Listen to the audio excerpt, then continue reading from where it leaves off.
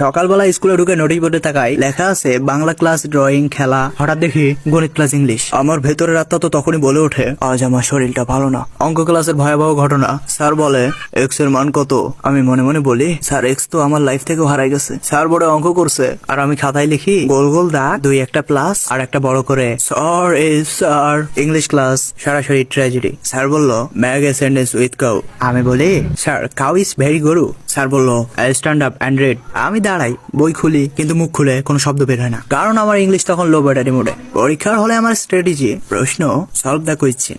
আমি খাতা খুলে লিখি সুন্দর হাতের লেখা, মার্জিন টানা পারফেক্ট, শেষে লম্বা নিঃশ্বাস। আর কারণ অঙ্ক না জানলেও খাতা যেন কষ্ট না পায়। রেজাল্টের দিন বন্ধু বলে ভাই কত পাইলি? আমি বলি অঙ্ক আর ইংলিশ মিলাইয়া একটা চরিত্র সার্টিফিকেট পাইছি। আম্মু বলে পড়াশোনা করস নাই? আমি বলি করছি, কিন্তু সাবজেক্ট দুটো আমরা ব্লক করে দিছে। তারপর আমি ভাবতেছি অঙ্ক আর ইংলিশ যদি মানুষ হতো তাহলে আমি বলতাম ভাই প্লিজ আমাকে ছেড়ে দাও, আমি বাংলাতে সুখী আছি।